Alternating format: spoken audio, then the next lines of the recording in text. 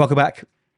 It's the Kovacs Report, and we're going to take a look at a book that I've been looking forward to a lot. And as I'm sure many of you have also been waiting for this to come, and it is here. Batman #1 by Matt Fraction and Jorge Jimenez. I always get his name wrong, and I apologize right now. I'm trying my best. But this book is finally in our hands, and I'm going to dive into it page by page. I'm going to give you my thoughts, so read it beforehand if you don't want it spoiled. Like the video if you can, and definitely, if you're new, hit that subscribe button. I would really appreciate it. Now, I have really been excited by this book. The previous Batman run hasn't been great. The Hush 2 has been, well, I'll leave that to you guys to make up your mind on that run, which should have finished and then led into this book, but it hasn't because it has been delayed. So these two Bat books are running simultaneously, and eventually they'll catch up. But here we are, the new Batman. Now, I'm going to first talk about the art. The art is gorgeous. This has been a labor of love. You can tell that this has been something that has been absolutely poured over every single panel. The art is gorgeous. Honestly, I'm getting too excited to even review it.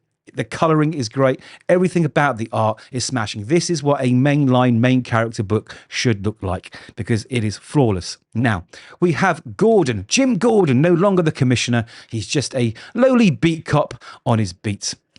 And he's grabbing some coffee with his partner, Officer Espinosa. Now, she calls him Commissioner. He's like, hey, you know what? Just call me Jim. She's like, sorry, old habits die hard. And they're talking about how hot it is, right? The heat, the humidity, thunder, and there hasn't been any rain, you know? So they really are sweating out there. Now, he's drinking his coffee, and she can't understand why he could drink such a hot drink in hot weather. But you know what? He's an old cut. He knows the tricks. He knows what's got to be done. So he's chatting to Ezzy, as he calls her. And he's saying, do you know what the best part of this job is? There's never a dull moat. And before he can finish the word, Killer Croc comes flying out of the building into this meat truck, and the meat truck explodes. There's fire. There's raw meat being chewed on, meat being sort of like barbecued on the street. And she goes out to sort of like do what she's supposed to do as a cop. He's like, no, wait. He says, wait. He says, call this one in, right? Because it's Killer Croc, right? He's holed about. He's probably saved her life in the process. And we jump to the Lower West Side, Arkham Towers. Okay, well, you see Batman investigating the escape of this big hole in the side of the building here where Mr. Killer Croc was. And in the background there, you can see the doctor or psychologist that is looking after our good friend Waylon Jones. Now, apparently, he's self-reported for treatment, and he could have left at any time. So there's no reason really for him to escape in such a fashion. He took himself there. He realized that he had a problem and he needed help. And he could have just walked out, but he didn't. So what's been happening? Well, Batman's sitting there chatting away, and we find out that he has been kind of regressing, but really regressing, getting more and more childlike. And Batman's saying, yes, that's fine. But look, you know, you don't know Killer Croc like I do. So no, Killer Croc has changed. Waylon has changed. I don't see the Croc. I see Waylon. You know, he is a scared little boy essentially in his brain right now, and he's lashing out, doesn't know what to do. He is changing. People have the capacity to change, and Batman is kind of very cynical about this. He's like, I don't think people can change. You know, he is what he is. And there's some great dialogue in this, by the way. I really want to stress the point is that Batman here just exudes confidence, right? You can feel the detective at work here. It really feels like the great detective is back on the scene. And I really admire how Matt Fraction has shaped the dialogue here to give us that really early on. You know that this is a very different Batman. You really feel it. So they have a little chat. So Batman says, people never change, not really. And he says, tell that to Waylon. He's been exposed to unknown morphotoxins with unpredictable results. He's regressing, gentle, almost childlike. But then, and the Batman interrupts, but then you're mutating, a man-killing, a monster baby wanted to go out and play. She says he may be capable of great violence, but he's capable of great tenderness too, curiosity even, wonder. And right now, he's afraid. And fear prevents us from having a say in how our minds respond to the chaos of trauma. But it requires trust, care, and time. And Batman's like, well, we're running out of time, right? I'm going to go find him. Have you called the police yet? And she says, I called you first. And he's like, good. Let me do my part, all right? And when the police come to investigate the scene, stall them as long as you can so I can catch up with Waylon, with Killer Croc first. Then we get this beautiful cityscape of Gotham, right? It's much brighter. It's moved away from that sort of dark, grimy, always sort of rainy and cloudy Gotham to this sprawling, I want to say metropolis, but let's just call it a huge city. Very, very New York-like. And it looks really, really cool. It's a giant typewriter up there. I'm sure that will come into play at some point. And then we get this sort of Dark Knight Returns, Frank Miller-esque sort of media coverage here. And we're finding out a bit more of what's going on in Gotham.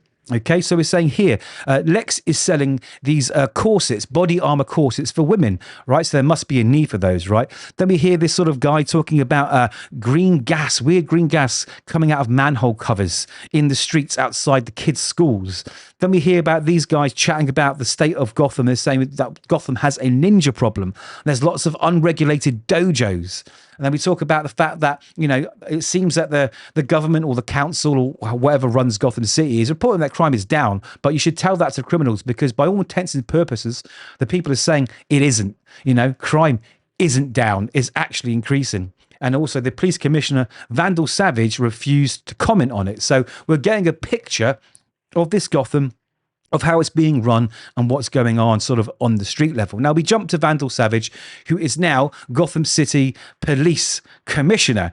And he has told his, is it black and whites? What do you call them? The boys in blue, let's call it, right? That he's going to put tactical urban combat officers out there with them. Right, they are not to engage with Wayland. Leave it to the tactical urban combat officers. Right, they are to report in what they find, and these heavily armed, trained guys will turn up and get rid of the problem by any means necessary. So he is not taking any shit. Right, he is going out guns blazing, pretty much. We know the history of Vandal Savage. Anyway, one of the cops says, "Hey, what about him? Well, if he turns up," and he says, well, his time will come, the Batman can outrun Gotham Justice. So we know right early on that the relationship between the Gotham police and the Batman is strained right now. It's not good. They consider him a vigilante and a criminal too, and they're going to treat him as such. Not that all the cops will, but that's sort of the mainline opinion of Vandal Savage. Now we jump southbound to West Coventry. And we discover that old Brucey here has a new friend. He has this holographic, I guess, AI Pennyworth, Mr. Alfred Pennyworth, who, has long since departed. And he's still there, so it's nice to see. And what I do like about it is that he's got the kind of character Alfred had, but a little bit of sort of sarcastic humour added in too. It's really, really nice. The dialogue between the both of them feels really, really solid. And I love it. I really, really, really enjoy it. Anyway, while they're getting to where Croc is or trying to track him down, a report comes over the police radio of something going on in Robertson Park. So Batman spins the Batmobile around, and it's a new Batmobile, and it looks badass, just like the new Batman suits. The Batman suits look really cool, but we're going to get into the tech in a minute. And we get to Robertson Park, where we see these runners, not joggers, because I used to run, not joggers. These runners, they're taking a sort of late night run through the park, and they're being chased by these guys, the creeps, as they're called. Snip, snip, snip, snip. They seem really, really messed up, and they're about to chop these two young women right up, but Batman doesn't mess around, comes straight in, barrels through them all, sending them flying, gets out of the car all chilled as hell, and just kicks the living hell out of all of them. Then he walks over to the girls, and he's like, right.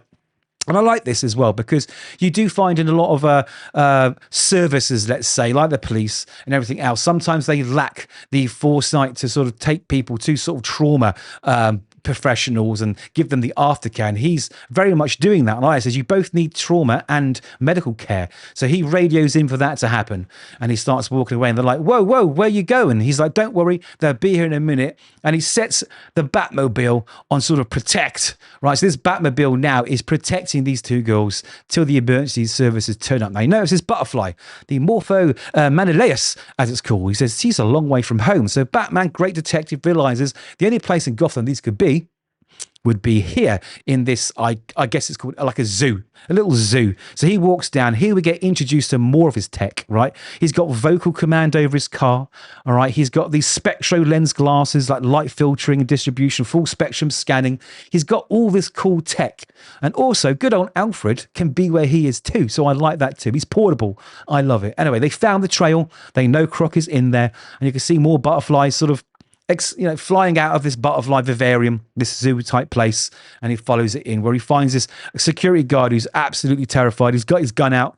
He's shaking. He doesn't know what to do because it's Killer Croc, right? And he's got these two civilians. And Batman, again, this is something that you don't normally get in sort of stories that are getting thrown out now, is how Batman would really think. He would go, hold on a minute, put your gun away, you're scaring the kids. Batman would just go barreling in, you know, smashing things up. But no, they're showing that this is a thinking Batman. He's still strong as hell, right? He's got tech, he's got the abilities, he knows how to, you know, fight and everything else, but he's also a thinking man. We're getting more of the great detective here, and I really, really like it. So he says, look, be quiet, take the gun away. All that's going to do is make us Croc even angrier, and you're scaring the kids. So get them out quietly and let me deal with this. Now we see some new tech. His bat gauntlets, electro-charged personal nullifiers, which give 250 megavolts charge in them. So the security guard says what you're going to do is going to strike a little terror into his heart. So you think you're ready for a showdown. And it looks like it is, because old Waylon there with a big piece of meat from the zoo, because he's eaten all the animals in there, he's screaming at him and Batman's ready to go. But Croc, uncharacteristically, retreats. He says, you bad, so go. So you can see that he has regressed as a child, and he's sitting in front of this giant dinosaur statue exhibit there, just sitting there. And Batman realizes that it's time for a little change of approach. And good old Pennyworth comes and says, listen, Master Bruce, what if Dr. Zeller is correct? Some creatures do, in fact, change. What if some eternal cycle has begun within him again? And even if only for this moment, he's become something like a child alone. Now, Batman should understand that, right? Batman's been in this position before when his parents were murdered in front of him. Anyway, he continues, a child alone in a violent, terrible world he cannot understand, drowning in fear. If it's as you say, and no one ever really changes, Master Bruce, then surely you know how that feels. So he says, you know what? You're right. So he unmasks. So it's a more personal eye-to-eye contact with him, not to scare him. And he sits with him and he talks with him. And we find out that Croc, let's read his dialogue. It's really good. He goes, you head new now. He goes, if you say so. Me head new, but bad now, lost. I ate the zoo. He says, I know you did, buddy. I know. He says, him head like me up there. He says, how so? You mean a king? He goes, no, I mean bad, scary, hungry, can't think, head bad, maybe I'm bad. And then the doctor turns up, of course, with the little toy, which is, I guess, one of his favorite toys as he regressed back in the Institute in Arkham Town. She's brought that with him to comfort him. So also there's a little moment here where Batman says, oh, I have one of those back in my house. And he goes, oh, big house. You know, the giant, he's got one of those giant things in his old Batcave, right? So anyway, they have a little chit chat. And she says, listen, why don't you come home and we'll look after you. We'll make you better. And he says, head bad, made home bad, I'm bad. He's like, well, I've kind of messed up by, you know, smashing a hole through the wall. I've done something wrong. She's like, you made a bad choice, but it doesn't make you bad. Come, let us help you. And he goes willingly without doing anything bad. And this is really cool because even in his sort of childlike mind, he turns back round to Batman and says, he says, who help you? And Batman says, my head is okay, Waylon. I don't need help. And he hands him the toy. Right, because that's his security blanket, I guess, to Batman, because he thinks Batman needs it the most. He can sense Batman's inner tone and says, if you say so. And I thought that was really, really, really, really good. Anyway, Batman speeds off back to Pennyworth Manor, because if you've read all the stories prior to this, you know that's where he's staying, of course. And he's in his sort of new sort of Batcave, as we say. And he gets a call. He goes, hey there, boss. You got your ears on? And he says, always Robin. So Robin is on the emergency frequency. He says, is there anybody on the force, the police force, we're friendly with these days?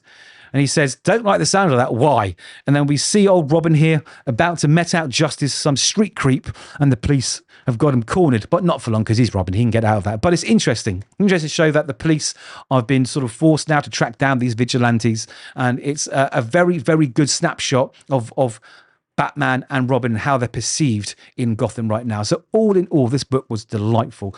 I was really, really worried. I saw one, not review, but headline somewhere on the internet. I didn't read the article that said that it's got it all wrong. This isn't Batman. I thought, you know what? I've got to read it. I'm going to reserve judgment. For me, this was the world's greatest detective at work. It's really, really good. I'm sure we're going to get moments of Dark Knight. Even this page, you know, gives you the idea of the darker, more grimy, brutal shadow bat, as I call him, right? But it just absolutely does the best way of introducing the new Batman, the new series, where it's going, who they are, what their thoughts are, and where we could possibly lead to. This has been an absolute delight. I thoroughly recommend it. It's probably going to be one of my books of the week for sure. I've not read all my books just yet. But right now, Batman is back. The Dark Knight hath returned. Yes, he has. I had to get that in there somewhere. So yes, loads of my thoughts. Do definitely let me know yours. Be really interested to hear what you guys have to say. Like the video if you can, and hit subscribe too.